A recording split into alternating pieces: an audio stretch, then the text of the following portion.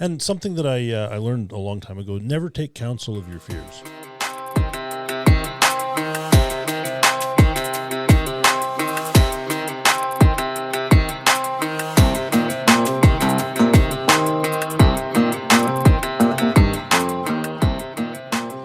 Good morning and welcome back to the Chinook Podcast.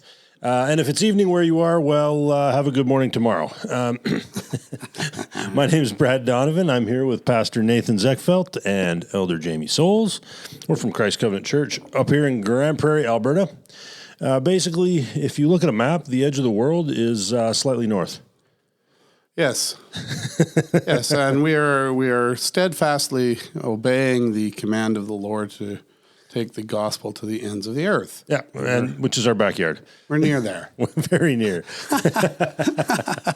Fort St. John is the ends of the earth. Yeah, I don't even think Fort Nelson exists. Probably not. No, I think the CIA created that. Yeah. So as a psyop on the wilderness. Yeah, that's right. We did you know that the Flat Earth Society has members all around the globe? Including in Grand Prairie. There's a couple of weirdos up here. Yeah, we get weirdos up here. It's like northern Alberta and Alaska. Those are the places weirdos go. Ah, yes. So, well, Lord willing, many, many, many more weirdos will come. Oh, they do. Because this place needs to be settled. Yeah, it does. There's a lot of settled and farmed and logged and drilled. Mm-hmm. Yeah, there's a lot of stuff here. Good stuff. So, book reviews, recommendations. Nathan, what do you got?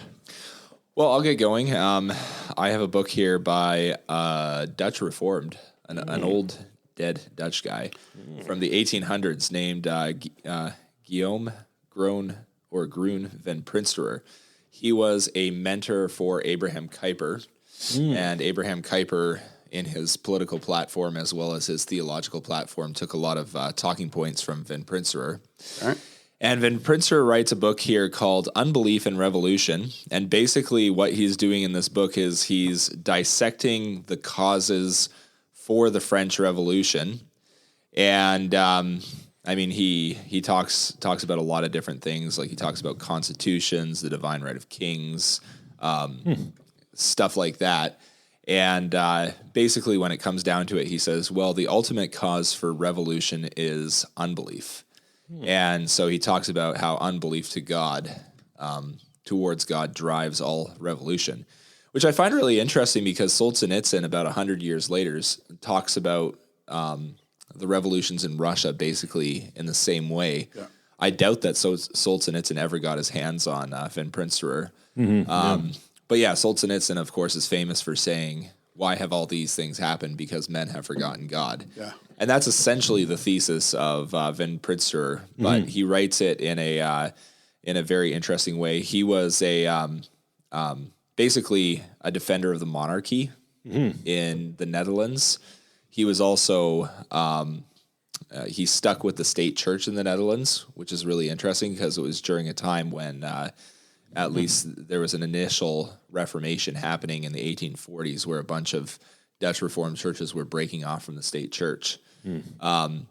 He was friends with a lot of those guys, but he never joined their break-off. So anyway, there's a lot of really interesting stuff in this book, and I would highly recommend it. I think Canon Press sells it. Canon Press has been trying to promote it in part as... I think it's a very important part of the Christian worldview that we need to develop in 2024. Yeah, we need to understand our past. Yeah. We do. I think George Grant, in a lot of his historical lectures, references that fellow quite often. Yep. I'm sure he does. Yeah, in his modernity lecture series, I think I've heard him refer to Van Prinsterer quite a bit. Yeah. My dad had to read Van Prinsterer when he went to Redeemer University in Ontario. Okay. And actually the guy who translates this, Harry Van Dyke, I'm pretty sure he was one of my dad's teachers at college. Okay. So anyway. This is Unbelief and Revolution. It's translated by Harry Van Dyke, and it's part of the Lexham Classics series. God's word illumines the darkness of society.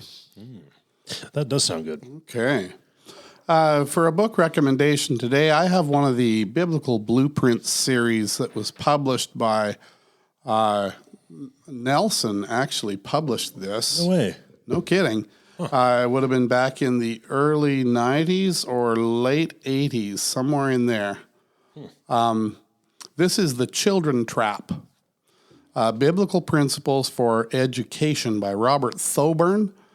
I remember in my early days of coming into the Reformed world from the Baptist one, and some of the catalysts, some of the movers in my world that really got shaken up when I had a change of eschatology, when I started realizing that the end was not upon us and realizing that there's a future for the people of God, for the church, and that future is good.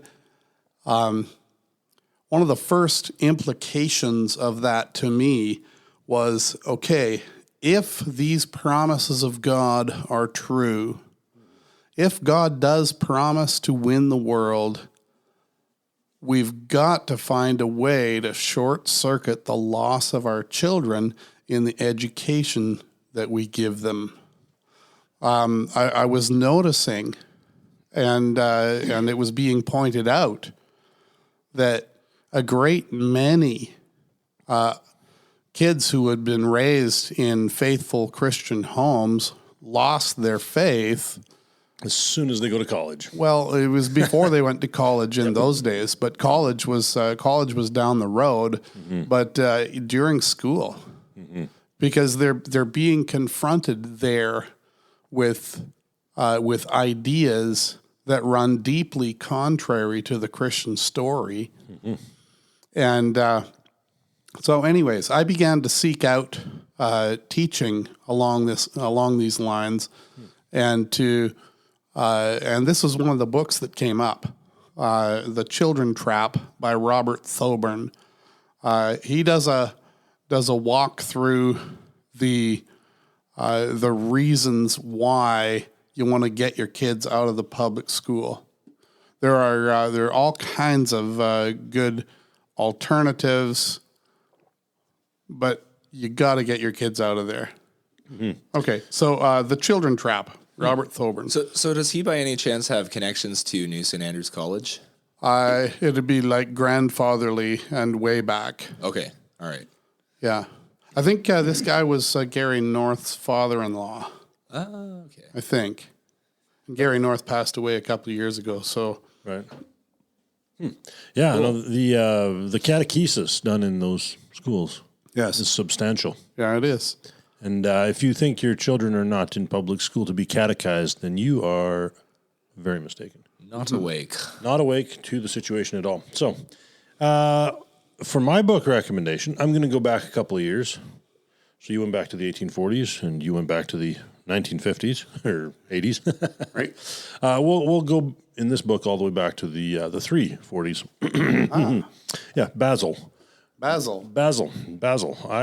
been taking up Basil's On the Spirit. Now, he's one of the Cappadocian fathers. Cappadocia is in modern north central Turkey. At the time, it was a province of the Roman Empire. So when you think about the Arian controversy and Orthodox bishops standing up for the truth, you're thinking about two men primarily, Athanasius Contra Mundum and Basil in Cappadocia. So I've started reading this, and it's really a good read. So I recommend it. One of the things I've noticed about these kinds of works is that if you don't have any philosophical training, good luck. Good luck. Yeah, because these church fathers would make distinctions between a variety of things, and sometimes I don't think we're well educated enough out of the children trap to understand what was going on. But I tried reading this when I was much younger, and I had some difficulty, so I've come back to it since, and it's really rewarding. Yeah, I definitely recommend it. Okay, so what's that book called? On the Spirit. On the Spirit. Yeah, by Basil. By Basil. Basil, Basil. And it's always good to read the church fathers because they dig so deep into certain concepts that we're not used to that kind of theological depth. Yeah, in our time. Yeah, he starts off with he wrote this book because he was giving the the benediction at the end of the service, and I believe he used a formula at the end, in the Holy Spirit. He said, in the Holy Spirit. And some of his parishioners were like, oh, you shouldn't say in the Holy Spirit. And then the next week, he finished his benediction with from the Holy Spirit. And some other parishioners were like, no, that's heresy. And then some other guys, and then the next week he did something else. It was with, together, and through, and in, So he used different prepositions and angered different parts of his congregation. And then they started sending letters around saying that he was a heretic, and so he had to defend himself. And so then he writes this book on the Holy Spirit, and a lot of our Trinitarian doctrine on the Holy Spirit comes straight out of these discussions by Basil. This is an important practice, by the way. When pastors are criticized over nitpicky things or other things like that, this tradition of writing a book can actually do a lot of good in the history of Christianity. This directly explain yourself. Yeah, just directly and positively. Basil responding to these nitpickers directly and positively helped the church. Yeah, to this day. Yeah. So sometimes that snarky, nasty old salt in your church is precisely the man you need to write a book to benefit the church. There we go. For the next 2 millennia. Yes. All right, so today's episode is a bit of a grab bag. We're going to talk about some Alberta politics. We're going to briefly mention the fact that Donald Trump won. Yeah, Donald Trump won. And he did so. Apparently, the Dominion vote creating machines broke down at 2:00 in the morning. and so Donald Trump won. Anyway, that was That's yesterday. the third election in a row that he's won. Quite, yes. And like I said, the Dominion vote creating machines very, very definitely broke down.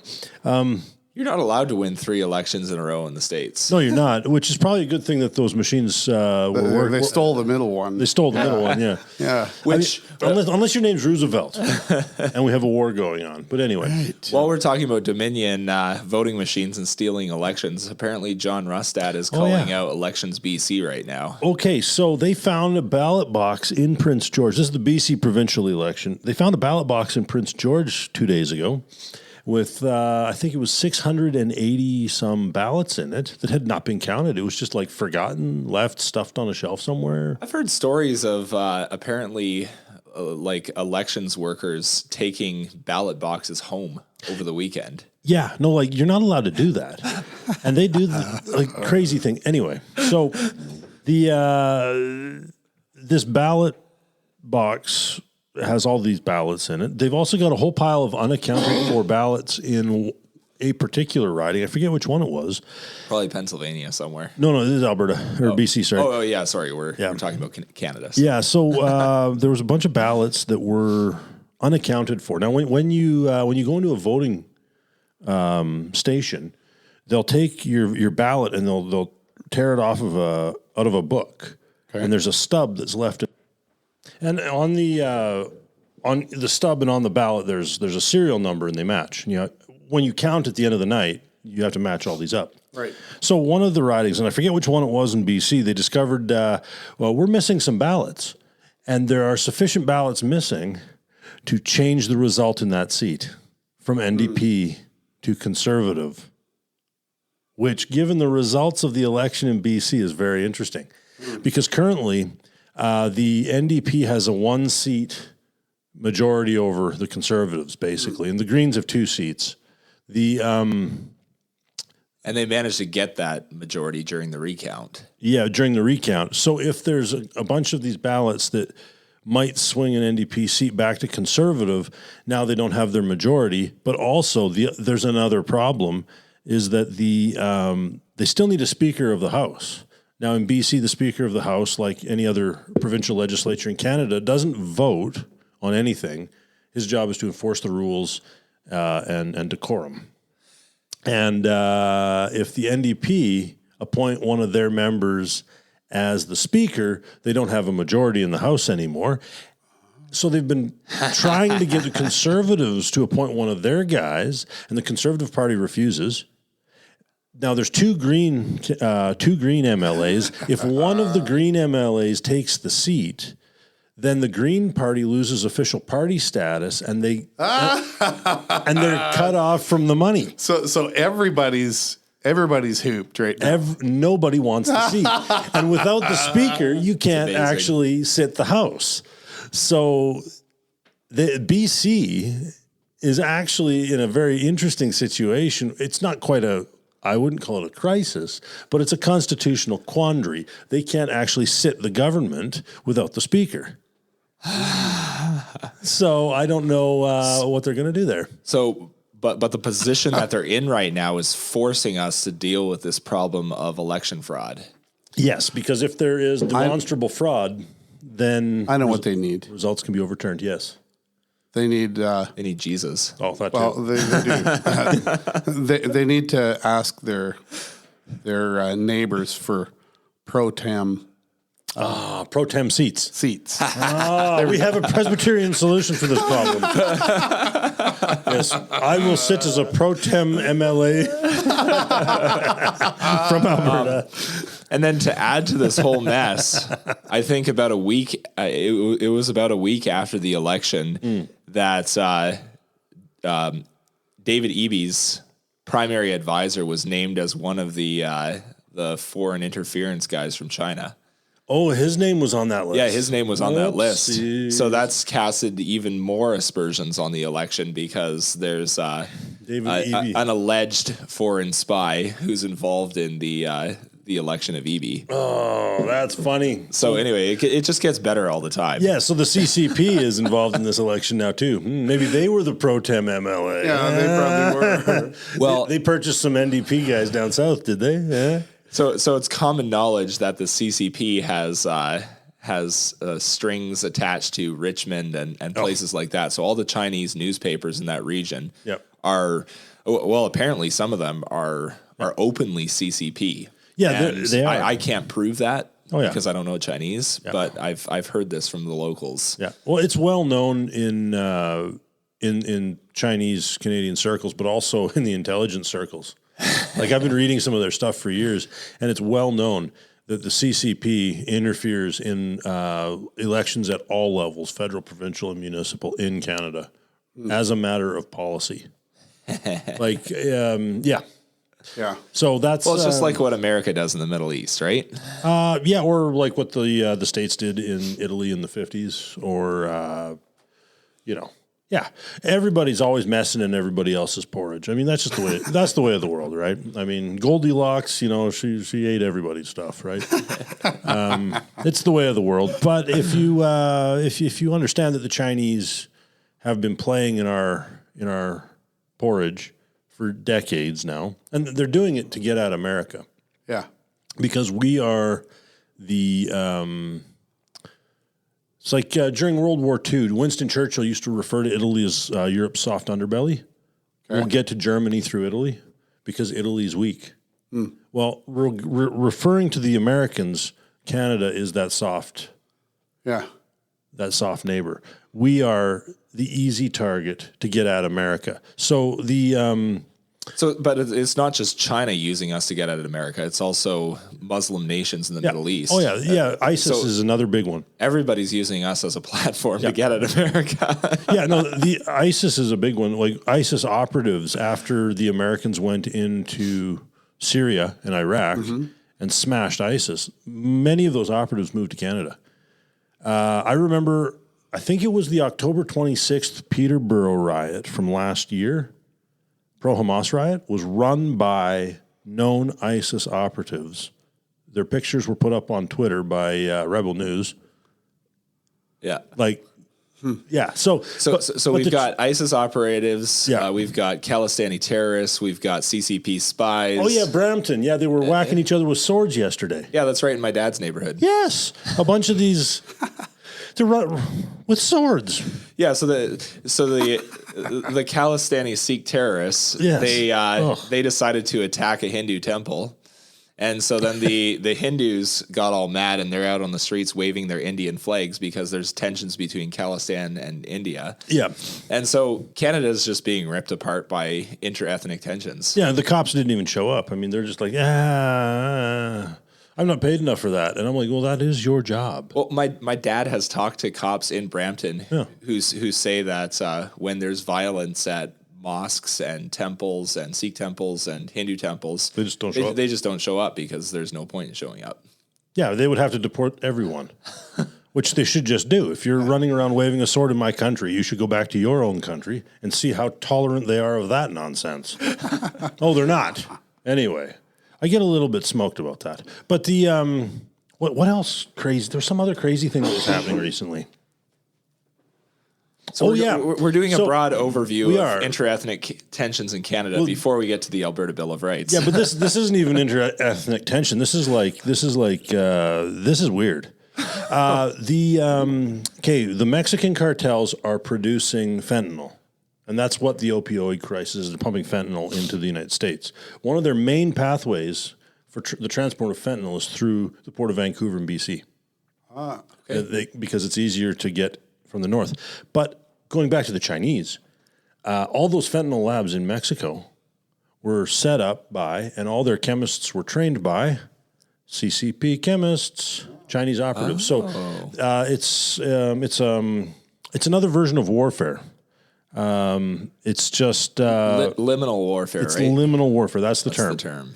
Yeah, it's it's above the range of detection, but below the range of response. But it's all an attack on America. But because we are weak geopolitically, become everybody's playground. This is like if you read a lot of Cold War histories, you'll notice that spies always assassinate each other in Vienna and London because of Austrian and English weakness. Okay. You couldn't, like that one Russian guy that got stabbed with the, it was an umbrella with a little needle in the tip. Okay. With a little ball that had a poison in it, ricin, I think. He got stabbed on a bridge in London. Okay. He's walking across the bridge, and a guy pretended to stumble into him and stabbed him. 3 days later, he's dead. Now, that kind of thing doesn't happen in Washington. That kind of thing doesn't happen in Moscow. But Moscow and Washington will play in London, or they will play in Vienna because they're weak. Right. Because what are you going to do? Yeah. I mean, they'll play the great game in Vietnam. They'll play the great game in Laos and Cambodia. What are the Vietnamese going to do? Right? So, and then they'll play in Angola, and then they'll play over in, here, there, and everywhere. That's why all these terrorist organizations and foreign actors, nation-state actors, are playing in Canada. It's because they're making plays on America, and we are weak. Yeah. So when you're weak, you get picked on. Basic rule from public school. I remember that one. We did learn something in public school. I did. I learned that if I needed to be safe, people needed to be afraid. Yeah. So it's funny. That's what I learned. It's funny looking at the Canadian government right now because Trudeau is pointing at the Conservatives and saying interference from India. Yes. And the Conservatives are pointing at Trudeau and the Liberals and saying interference from China. Yes. And then they're pointing at the independent journalists and saying interference from Russia. Yes. And I would imagine that every single country is interfering in Canada. Every one of them. Yeah, every one of them. I shouldn't be laughing about this. It's actually kind of sad. It is, because we're weak. I mean, another thing, too, is, and I think we'll get to this when we get to revolution. Later on, we're going to have a little discussion about revolutions. But with the new technologies that we have, a lot of this agitation is automated bots. Like, a lot of it is just some guy programmed a bot, takes his paycheck, goes off and does his next programming job. So some of what you, dear listener, might be reacting to on Twitter ain't a person. Right. I've had it before where I run across some account on Twitter or Facebook where they just say something wild. Yeah. Like horrible. Yeah. And then I go looking, like, who is this guy? Well, the account only opened 2 weeks ago. Yes. Has only said 4 things. Yes. Or the outrageous statement is made, and you look under it, and there's 1,050 likes. Yeah. And there's 263 comments, Yeah.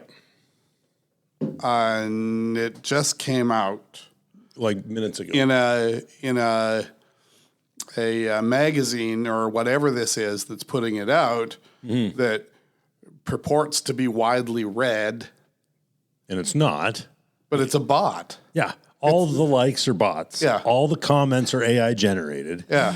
amazing. then one 25-year-old gets on there at 2:00 in the morning and gets completely wrapped around his axle. Yeah. And then his day is ruined.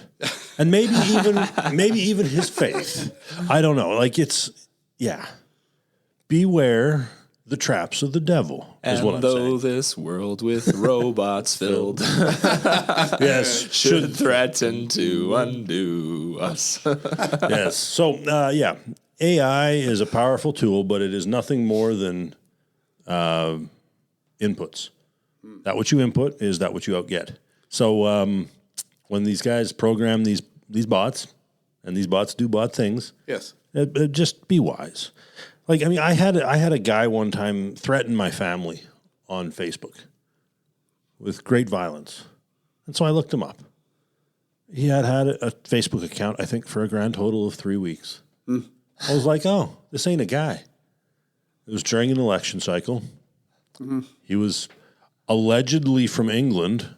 I'm like, yeah. How can you threaten me when you're in England? That was the first thing I said. I was like, the guy is going to have to fly over here to do what he just said he was going to do. That's expensive. I don't think he's that rich or dedicated. And then I look and I'm like, I don't think he's actually a guy. So I just didn't respond. I was just like, yeah, whatever. Move on. But just, a lot of folk are wound up about Twitter. Calm down. It's a real dog's breakfast. It's more entertainment than anything. Yes. All right. So speaking of entertainment, Let's talk about Alberta. we've talked about BC. We've talked about America. Now let's talk about Alberta. And Canada, the launching pad for everything bad. Yep. Yep. So we're at an interesting point in history. We've seen the movement leftward in America for 25 to 50 years, both in the States and in Canada. What happened 2 years ago, I think it was about 2 years ago now, that Jason Kenney was ousted and Danielle Smith was put in. Yep. It's 2024. Yeah. Yeah, it was about a year and a half ago. It was 2022, wasn't it? Yeah. I think so. Yeah, so about a year and a half ago, Alberta bumped a confessing Christian premier and Tossed him to the curb. tossed him to the curb and brought in... As he had done to Us. us. They brought in a radical libertarian premier. Yeah. And the fascinating thing is, I don't agree with a lot of Danielle Smith's policies. I think there's some concerns about Marxism in her thought and radical atheistic libertarianism in her thought. But what Danielle Smith has done in the last 2 years is more to protect, more to protect us. Yeah, so she's done more to protect us from evil than so many premiers and MLAs and MPs have done for the last 25 to 50 years.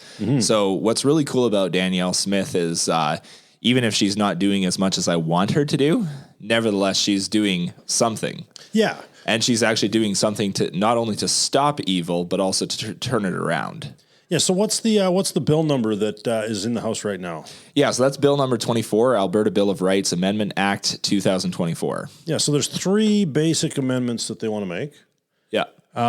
So the first one is to make sex ed in Alberta schools opt-in only, except for on reserves. Reserve schools still get stuck with the old garbage. So number one, recognizing the authority of parents over children, which in biblical language, authority and rights are two terms that are very closely connected. Very closely. Yeah, so basically, by making sex ed opt-in, a parent has to go to the school and say, I want my child to learn your perversions. Right. Please teach my child how to be a pervert like you are. That's what they have to do. Yeah. Okay. Now, please, if you're going to do that, use the word pervert. I dare you. Yeah. But so now a child is not going to be taught this sex ed curriculum just as a matter of course. Like when I was going through public school, it was a matter of course.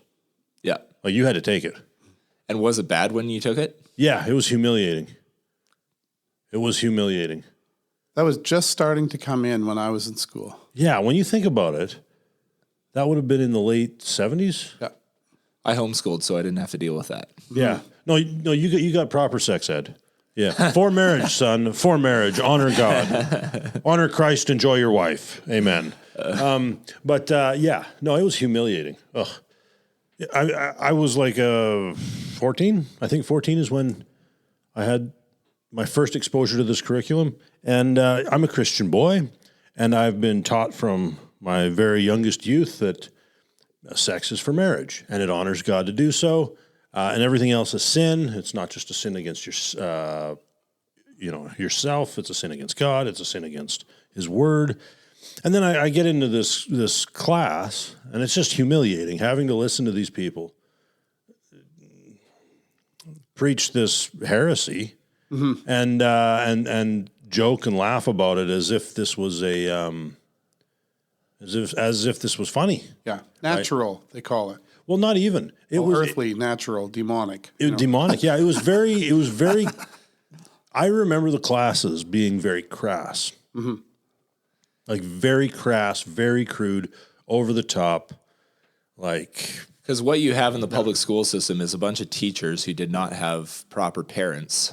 And then they went to university and they were trained in Marxism and Freudianism. Yep. And then they're unleashed on a bunch of little children in the nation to totally warp and confuse their young minds. And that's what's happening. And that's what I remember. Like, I remember my sex ed teacher was barely older than I was. She was maybe 24. Like, the whole thing was just humiliating. That was the one class I skipped as often as I could. Good for you. If I could get away with it, I wasn't there. The one day I fell asleep.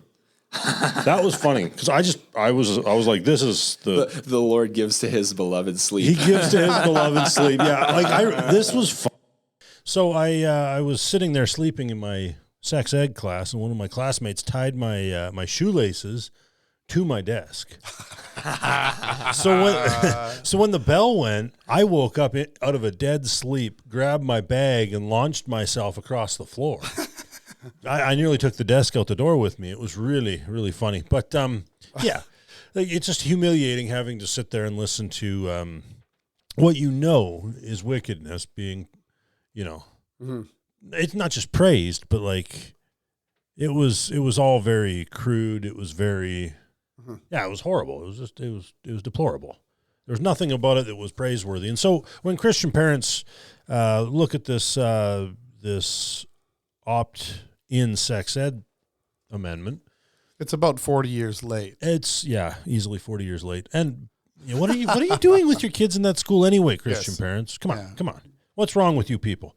Well, and that's the thing. Even though Danielle Smith plans or intends to protect children from those kind of teachers, nevertheless, those kind of teachers are still teaching in the schools. Yep. So my suggestion is just get your kids out of the public school. Mm-hmm. Now, another part of this amendment prohibits doctors from chopping up kids under the age of 16 for sexual reassignment surgery. That's a good thing. Yes. You'd think you wouldn't need a law to do that, but our country has gone absolutely crazy. Bonkers. And we need laws that say such things. Yeah. Like at work, right? Don't chop up kids. Yeah, don't chop off Bobby's penis. Why do I need to say that? Yeah. Yeah, you'd think. It's horrific, even in barbaric nations. Yeah. I think many of the more barbaric societies of history would agree with us on this. Yeah, I mean, Now there were some very barbaric societies, like the Aztecs, right? Mm-hmm. They would eat their babies, but we're no different from them. But you should. No civilized man should ever have to say a doctor is not allowed to chop up the genitalia of a child under the age of 16. Anyway. Okay, and then the third thing. But we like that is put forward as a we think this should be the law, that you're not allowed to do this. And there are people very angry about that because they do that kind of thing for a living, and they promote that kind of thing as a way of life. Yeah. If you go on Reddit, it's amazing. Yeah. Oh, they're furious. Anybody who's angry at Danielle Smith, do not let your children anywhere close to those people. Yeah. No, don't.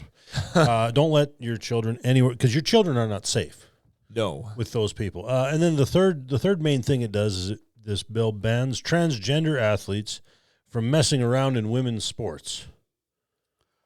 Again, another thing where you're like, so you don't want a dude who's taking hormone blockers to get on the women's boxing team. Right. Okay. First off, certain sports I don't think are proper for women, but second off, guys should not be beating up on girls. No. Yeah. The fact I have to say that,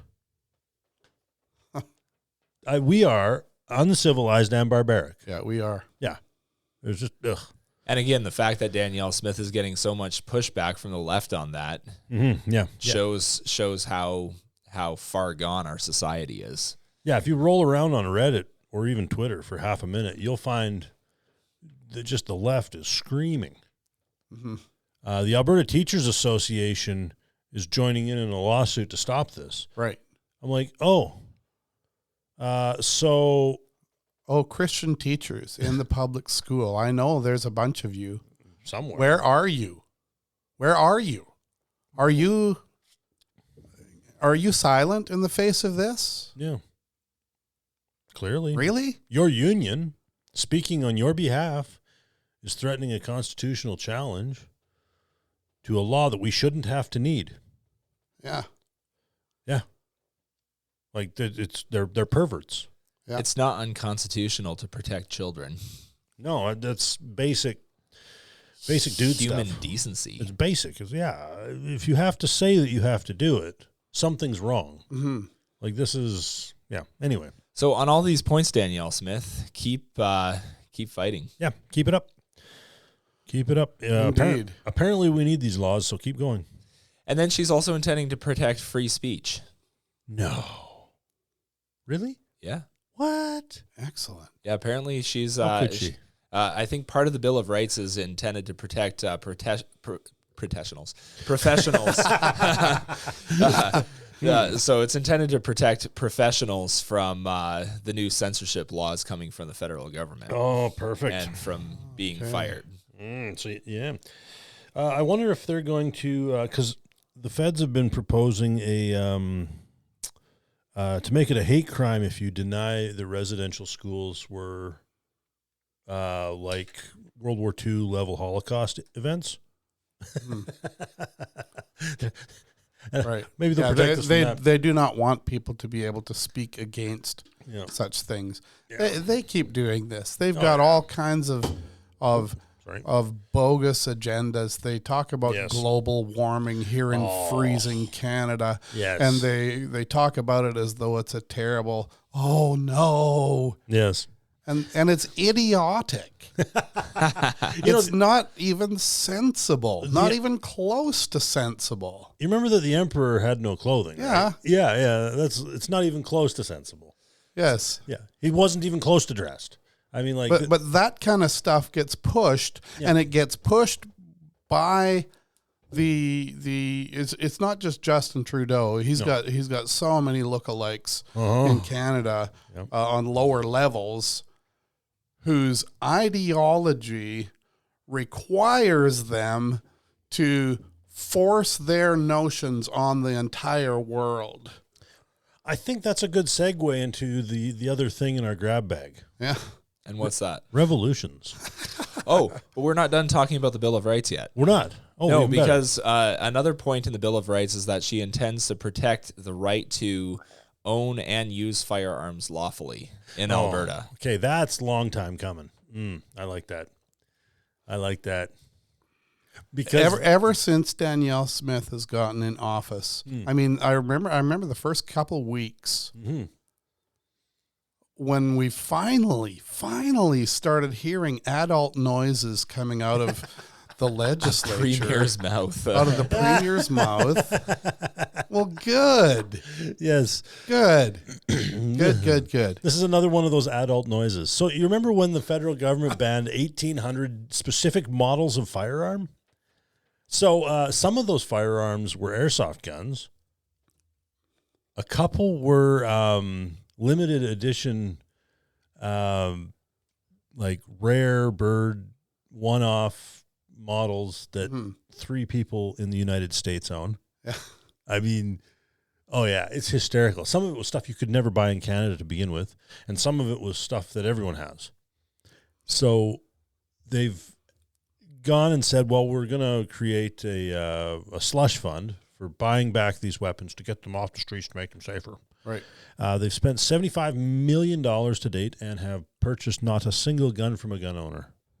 Of course not. And the RCMP union, I forget what it's called, came out with a statement saying that this gun ban and buyback program hasn't made gun violence go away, because all of the gun violence was exactly what we said it was before the gun grab. Yeah. It's all drug gang related, and the weapons are being brought into Canada across the border from the United States.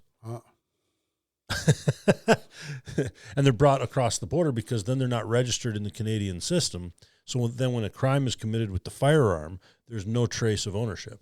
Right. I mean, they could use a gun in Canada to do the crime just as easily. It's just that now there's no trail. Right. Because it's an American gun. The trail stops at the border. Yes. So, And the idiocy that yeah. bans the gun, right. but not the guy. Well, I was under the impression that murder was illegal in Canada. Well, Yeah, I thought so too. Yeah, And- I thought so. And theft as well. And rape? Yeah. Apparently. Apparently, yeah. Well, unless, of course, you're, in a public school. But, but now we need another set of laws banning you from committing murder with a gun. Yeah. When murder itself was illegal all along. Yeah. That's very strange to me. So just penalize criminals. Yeah, why don't we just Yes. throw criminals in jail and leave me alone? Who cares if I want to take an automatic rifle into the bush to blast targets? Yeah. Like, who cares? As long as I'm not blasting somebody or somebody's property, who cares? I perceive a deep link back in this sort of thinking to the idea that man is the problem with the world, Right. and that the world needs to be kept pristine, and man needs to be kept away from it. It's a problem that runs right back to Genesis 1, where we get the teaching in Genesis 1 that the earth was made for man. Mm-hmm. Yeah. That it was not. We are not an intruder. We're not and ontologically, we're not the same. right. That's another thing. Yeah. We're not the same as the world stuff. Yeah. So, anyways, there's just all kinds of the craziness that goes on in our world. It's the craziness of people who are lost and who think they're not.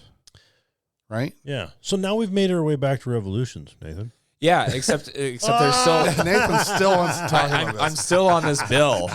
So anyway, the right of the individual with capacity not to be subjected to or coerced into receiving medical care, medical treatment, or a medical procedure without the consent of that individual. That's good. So she's basically giving us the right to refuse COVID shots. unwanted vaccinations. Yes. Yeah, and the left really doesn't want that. This is basically Nuremberg. Yeah. This is straightforward common sense. Self-government. Self-government. If you don't want, oh man, if this So law, she's protecting self-government Yes. and family government against the godlike state. yeah, and against So the leftist she's. bureaucrat. I like that comment that it's really basically Nuremberg, Yeah. because the Nuremberg trials after World War II were put there for those reasons, for those same reasons, and Danielle Smith has to reassert those in our world because we've long forgotten those businesses, and our governors are much more akin to the Nazis who were there before than they are to the free generation that was freed from them. Yeah, exactly. I like that you made that point. That is that is something to because when you look at like what the Nazis did in a lot of their concentration camps, a lot of it was medical research. Yeah, medical research. They Dehumanizing. it was basically murdering people by very creative methods. Yeah. Most of the data that we have on hypothermia and human physiology reaction to cold weather comes from one of the camps where one of the doctors would freeze Jews to death and time it. Yeah. Like, that's what he would do. Yeah. Yeah. As soon as the temperature dropped, he started murdering Jews and recording everything. And so when you take a first aid course today now, for your first aid certification, so you can get out to a job site, all the data, all the charts, all the detailed knowledge we have of the effects of hypothermia on the body comes straight from German death camps. All of it. Yeah. Isn't that something? That is something. You know, and the that is useful knowledge. It is, but how we got it? But how do you get that knowledge? I mean, we got it by stealing it from the Germans. Yeah. We stole it at gunpoint. Yeah, we stole it from the Germans, but they practiced it. But they did it, yeah. They did it. Yeah, they did it. That's crazy to me. So as we move from the Bill of Rights to revolution, we're getting there. Okay, I want to talk about the Bill of Rights some more. Oh, okay. Well, I'm still talking about the Bill of Rights. So I'm just teasing you. No. Carry on. So the Bill of Rights, what the Alberta government is doing is they're trying to enshrine rights into an Alberta constitution. One of the issues with revolution over the course of time was that governments have said we get to define what rights are. Yes, this is a good point. So there's a slight danger here in what Danielle Smith is doing, because why are we giving people these rights? Is it because God gives them these rights, or is it because the government gives them these rights? Yeah, where do rights come from? Do they come from your creator, or do they come from the government? And in Canadian jurisprudence, most trained lawyers and judges will say there are no such thing as rights. There are privileges enumerated by the state. That's what they will actually say up here. Right. Now, your British and American legal guys will very often say that they are intrinsic to your being as a human. A Christian jurist would say, because you are made by God in his own image. Yeah. Like, our British heritage is very clear on where our rights come from. You start looking around at English common law going back basically even to William the Conqueror, like in that time period, shortly thereafter. Some guys go back to Alfred, but very few of them have actually read any of Alfred's stuff. But the basic idea that grows out of the Christian heritage in England is that the rights that we actually have, and they are rights, are recognized by governments. They are not created by them. So what's fundamental to a well-ordered society and a well-ordered government is an understanding that God sets rights in place, that he's made them clear both in natural revelation, but especially in special revelation in the scripture. Yeah. And very often we get very confused here in Canada because we either buy the myth that rights are an American thing, and because we are anything but American up here. That's the only virtue, by the way, in Canada. Is to not be American. Is to not be American. Yeah, that's it. I mean, if the Americans were like dyeing their hair purple, nobody in this country would do the same. Like it's that banal. So yeah, we either buy the lie that rights are an American thing, or we buy the lie that rights are created by the government, right? Or rights don't exist. But what we're talking about is when God, we're talking about sphere sovereignty. When God tells a father, raise your children up in the fear and admonition of the Lord, there are certain rights implied. Right. When the Lord says that the sword is given to the civil magistrate as his minister of his wrath, right. Well, there's certain rights implied. Yes. So that would be the flip side of that command would be the right. Mm-hmm. So you can get there by good and necessary consequence, and you should. Yes. When in the Ten Commandments God says, "You shall not steal," the implication, the flip side, the right associated with that command is, "You shall own." Yes. Yeah. There's a private property thing inherent in it. Yeah, and when you say, "You shall not murder," when God says, "You shall not murder," the right that you understand from that is, well, you have a right to life, and that's it's not that complicated, right? This isn't complicated. This is really quite simple. The Ten Commandments presuppose private property. They presuppose the right to life. They presuppose the sanctity of marriage. That's another thing. You shall not covet, right? Stuff like that, right? So there's rights that are the flip side of these commands. Oh, we have a Lachlan. Yes, I just grabbed my 2-year-old son. Hey. Hi, Lachlan. So, yeah, we now have a fourth pundit on the podcast. Yes, so now we're talking about revolution. He's actually probably the smartest of the four of us. Probably, yeah. I wouldn't put it past him. See, children have this brilliance. They're probably listening to all of our political ponderings, and they probably have the best ideas out there on it. Oh, 100%. Yeah. And they're solutions, Oh, yeah. Have you seen them play with Lego? Yeah, totally. Yeah. Yeah. There is human society in a nutshell. Boys playing at Lego. Yes. You can see every revolution, every civil war, every peace treaty in history, rights, everything, all contained. It's true. But yeah, so so we're talking about rights, but a revolution. When we're talking about a revolution, we're talking about a remaking, a destruction of an old order, and a remaking of the world into something else. It's a revolt or a revolution from an existing status quo or thing. So the revolution, for example, we could talk about old Christendom, and then the French Revolution, right? Modernity coming out of that. And when we look at what were they really revolting against?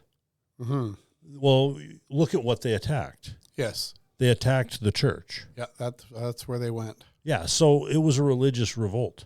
Yeah, the French Revolution was not about, the Bill of Rights of man, the rights of man, the Bill of Rights that they published. It was not about all of that. It was about the overthrow of the rule of the church. Yes, and because they went out and they sexually abused priests and nuns and then murdered them in public.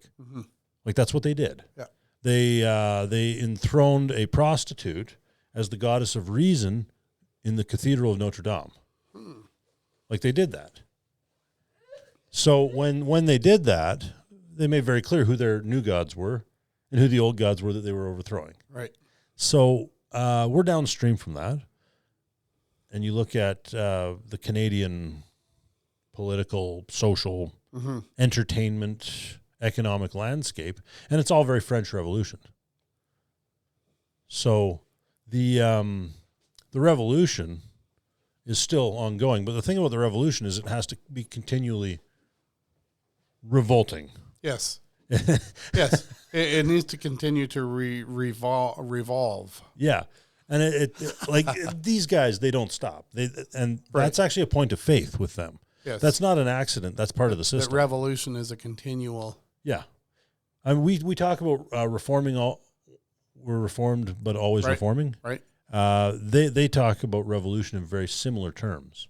So, and they have different discussions, intramural discussions, right? I mean, when you start reading up on some of the communist guys, they talk about, you know, a double or a single revolution. But it's it's double-minded in the sense that they're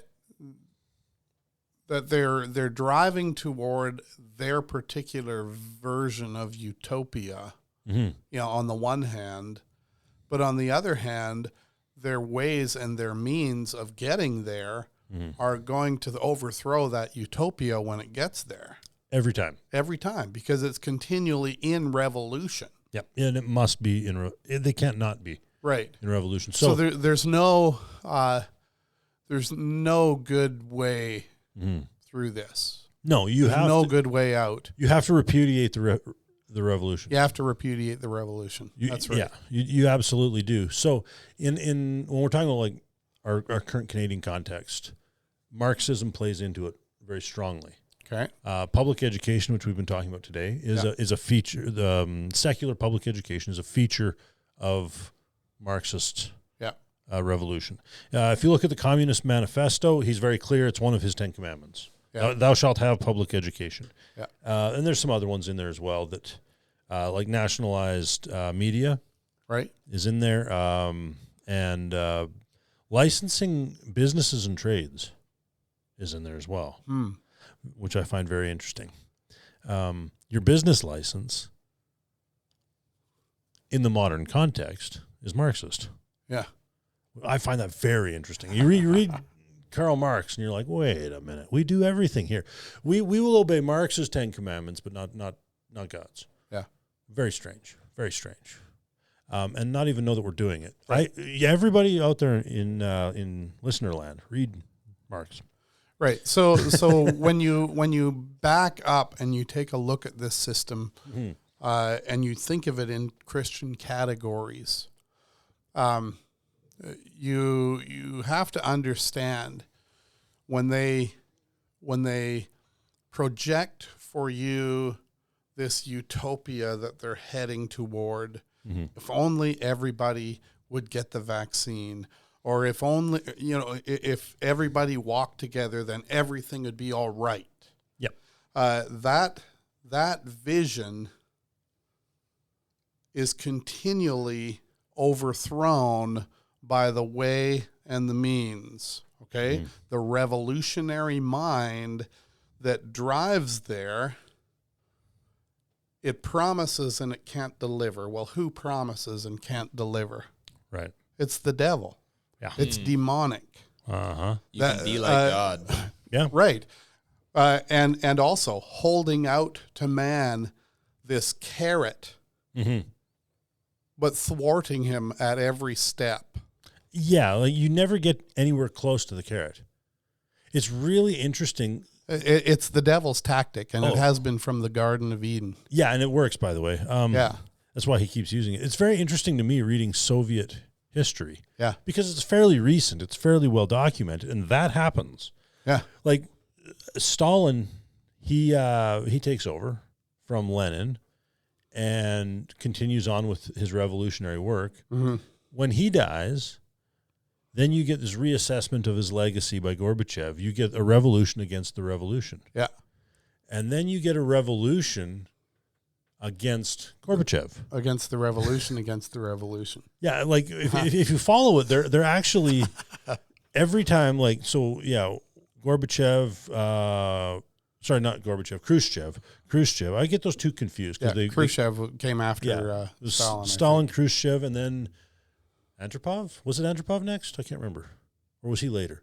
I don't remember. Or was it a guy in between him and Andropov? Anyway, so every time they come to power, they have a revolution against the previous revolution. Yeah. They all devour each other. Yeah, they all devour each other. And then sometimes literally. I mean, like, and then you get to Gorbachev, and he has a revolution against the earlier revolutions. And then Yeltsin is actually really just the same thing. except that the empire fell apart.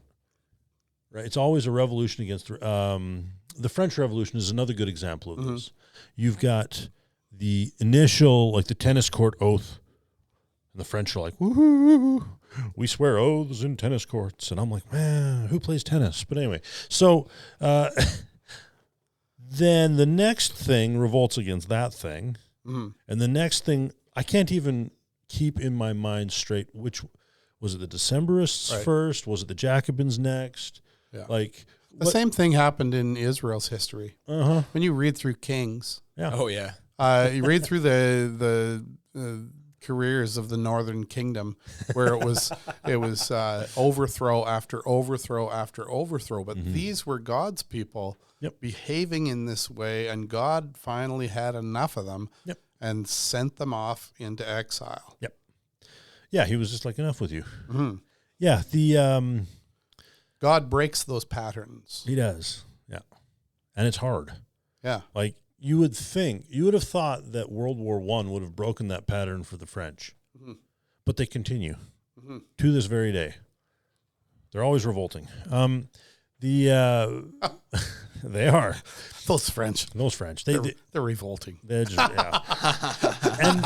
I mean, you can look for the cause. You can look for causes for the French Revolution all the way back to the centralization of the French state in the 100 Years' War, French involvement in Italy that fell apart in the 16th century, effects from the Reformation, financial mismanagement of the French monarchy in the 1700s, up to and including the American War of Independence. But at root, you look at all these external causes, these material causes, monetary causes. At root, all of this goes back to unbelief. Yeah.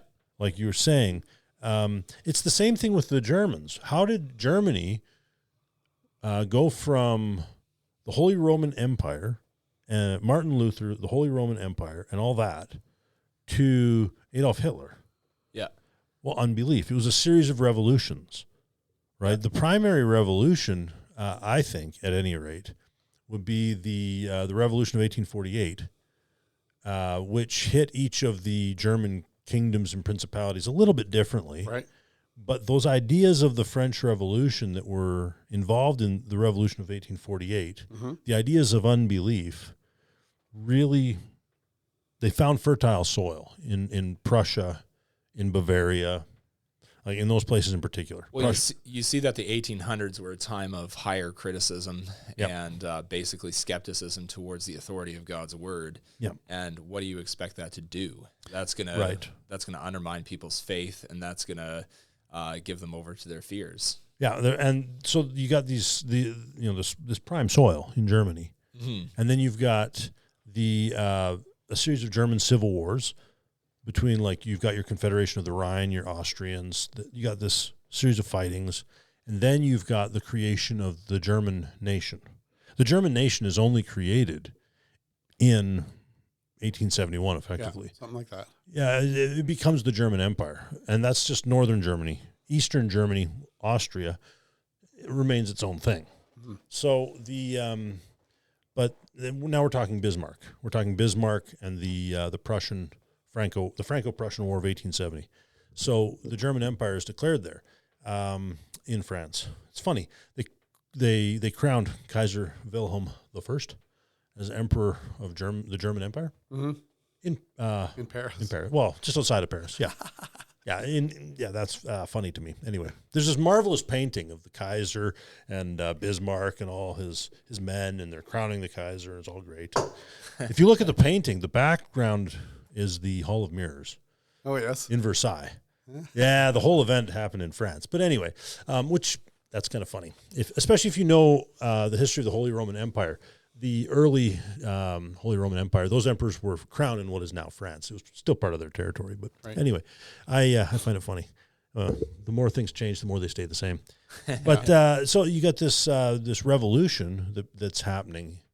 Really, I think 1848 is a good bookmark for the beginning of that, where French revolutionary ideas, really take root in German soil. And then the end of that line you got Adolf Hitler. Mm-hmm. That's a revolution. You've gone from Luther to Hitler in 400 years. Yeah. Right? That's not insignificant. So, I guess a good question is why, why? Why did unbelief take root? Yeah. What was it? And what is the remedy now? Yeah. We talk about some of these things that Danielle Smith is bringing in or trying to bring in Alberta that seem to be a return to sanity. Maybe who knows, maybe they're laying the groundwork for another revolution. Mm-hmm. That's possible. I mean, yeah, it's something there's lots of sentiment that wants Alberta to be independent. Mm-hmm. There's lots of that, and maybe that will come about. But revolution. Yeah. Oh, sorry. I just wanted to make a distinction. I would say that Alberta separatism is still. I would distinguish that from revolution. Yeah, I would too at this point. At this point, but it really depends on what it's based on. Yeah, that's right. Why? Yeah. Why? Yeah. What we posit here in our circle is that we need to lay down our revolutions. Mm-hmm. We lay down our revolutionary arms, and we look to Jesus. Yep, that's what we do. Jesus brings about reformation. He brings about resurrection. That's another thing. He raises the dead. The revolution is dead. It is a death work. It has always been dead. Yes. But resurrection, new life. Yes. That's Jesus. So Jesus really does have a plan for this world. He has a plan for this nation. Mm-hmm. And he has a plan for his people in how they go about pursuing the ends that they are pursuing. Mm-hmm. We need to be looking to Jesus in all of these matters. He is the King of Kings and Lord of Lords. Mm-hmm. He has all authority in heaven and where? On earth. And on earth. Oh. On earth. Oh, that's here. Well, that's here that he has all authority. Well, I thought I would just engage for a minute with the German higher critical stuff. And the Greek actually doesn't say earth, you see. It says something else. I see. Yeah, okay. That's right. There you go. Yeah. So anyways. Spiritual earth. Right. We're going to spiritualize.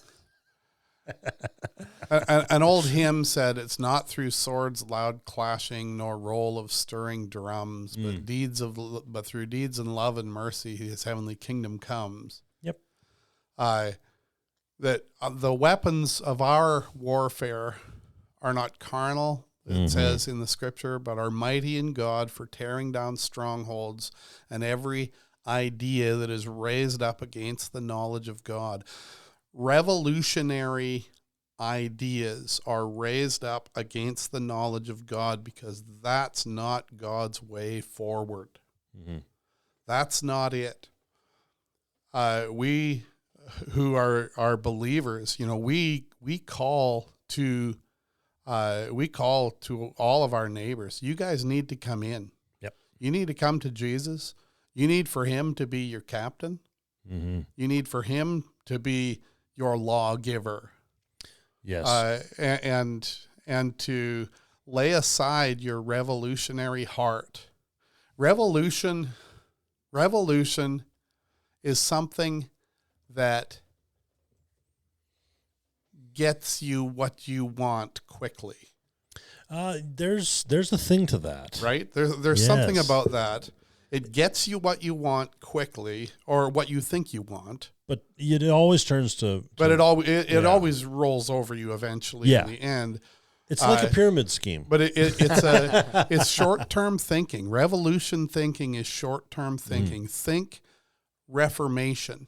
And in order to think Reformation, you need to get yourself rooted in the Christian church. Yep. That's the first order of business for you, Albertan. You need to be rooted in the Christian church. Dig in. Yep. So to some degree, Alberta sovereignty is neither here nor there. What we really want to see is we want to see Christians in Alberta rooting themselves deeply in the church. Yeah. And then if Alberta sovereignty happens, then at least it can be on a good foundation. Exactly. Yeah, the thing too is like political boundaries, they come and go. They really do. I mean, they change. Yeah. Big deal. Political boundaries have been changing Forever. Yeah. Yeah. Ever since the sin of Adam. Yeah. Oh yeah. In family worship, we've been reading through Jeremiah, and that's a big book. We're getting almost to the end, and we're getting to parts where I think it was last week we read where the Lord has his prophecy against Babylon, and I'm like, oh, so he's going to roll over Babylon for her pride. Which at the time that Jeremiah is writing this prophecy, he's using Babylon to roll over Judea. Right. Yeah. And he's like, I'm going to roll over you with some Persians. And then I'm going to roll over them with some Greeks. I mean, it's like, calm down. Political boundaries, they come, they go. Right. The Lord's in charge.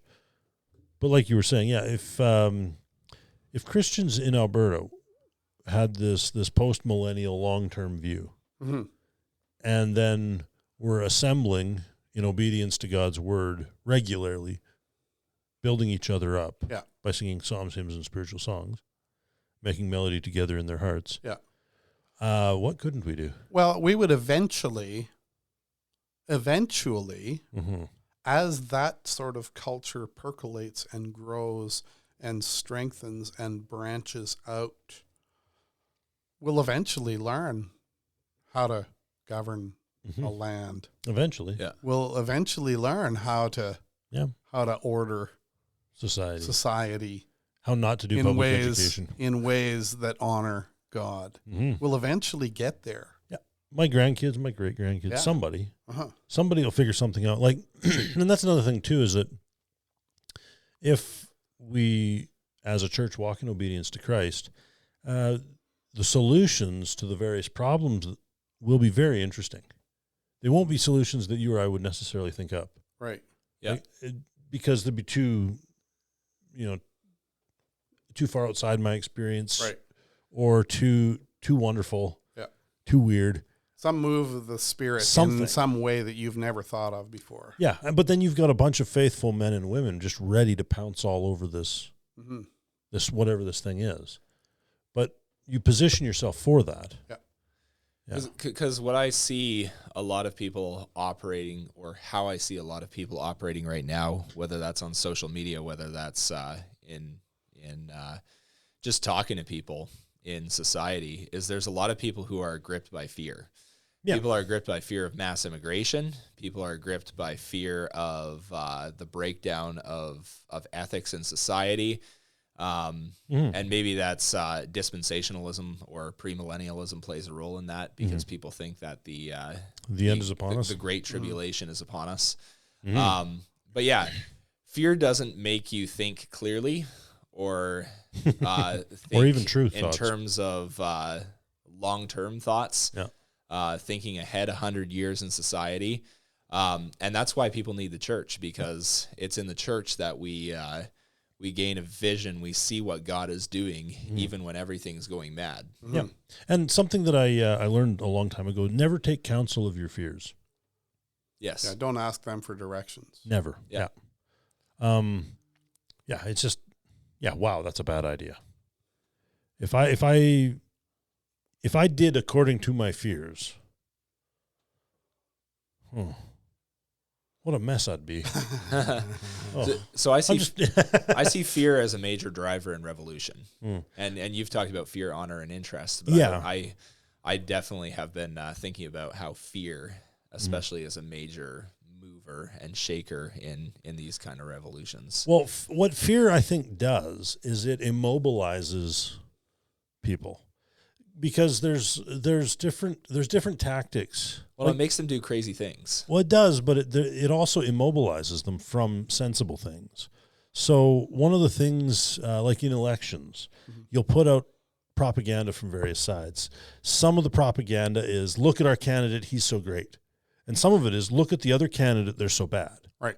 And one of the things that kind of negative marketing will do is if it touches close enough to the truth, then their base doesn't feel excited about showing up. Right. Because they're afraid, perhaps, or because they see the truth or the potential truth, or it's near enough to the truth. It's voter suppression in that case, right? So when you look at Satan's activity in stoking fear in Christians in the modern Albertan context, for example, just in anything, but what fear does is fear sends you home. Yeah.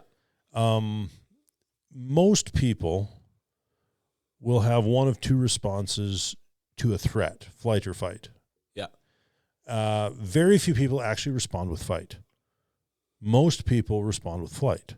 It is a safer option, or perceived as a safer option. Mm-hmm. So if you want to get Christians to disengage from the world, raise fear.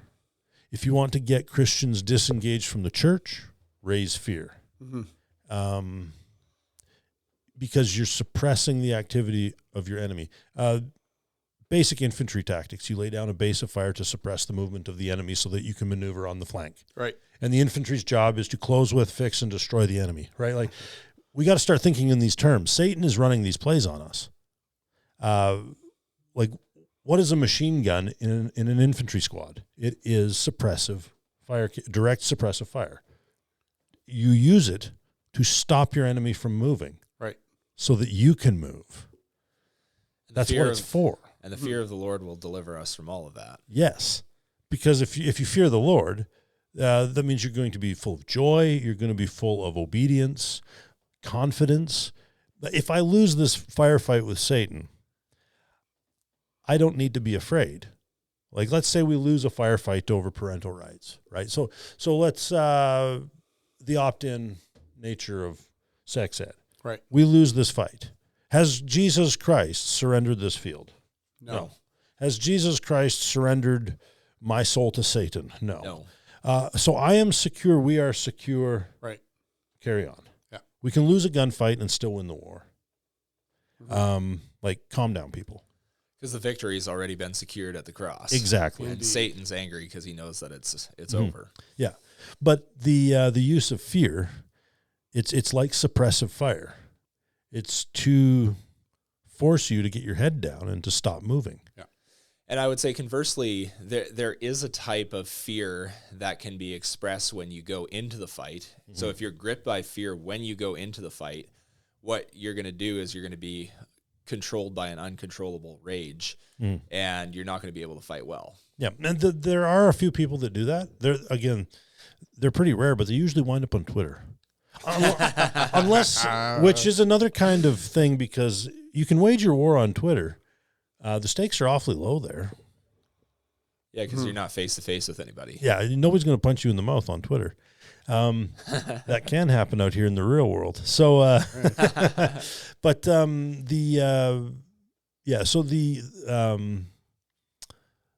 we need to be mature in our thinking. Yes. We need to be mature in our thinking. If you're full of hearty confidence in Christ, then you can get a bloody nose and a black eye and carry on. Right. You can. It's no big deal.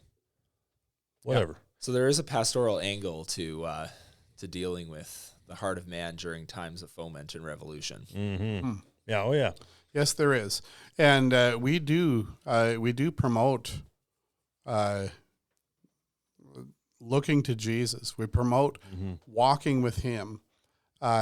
We believe that He will, in fact, win this world. We're confident in this. Mm-hmm. Therefore, we will not fear. We will walk forward. We'll be faithful. We'll look for opportunities. And over time, we'll develop the necessary tools to do the things that are necessary to do for a one to Christ world. Okay? But we don't do so. We don't expect it tomorrow. Yeah. It's going to take time. And work. It takes time. It takes work. It takes long-term vision. It takes thinking it out. Mm-hmm. It takes working it out. Yeah. And so this is something that we would commend to you all. We've had this discussion today around political issues. We've talked about revolution. Jesus is the King of Kings and Lord of Lords. We seek to honor him in all that we do and in all that we say. And we would ask you, we would implore you to do this with us. Come, be reconciled to Jesus, be part of his church, root yourself in here. This is the way forward, and we commend this to you. We are the Chinook Podcast, and we are glad to be able to have this conversation with you all. Have a good day, folks.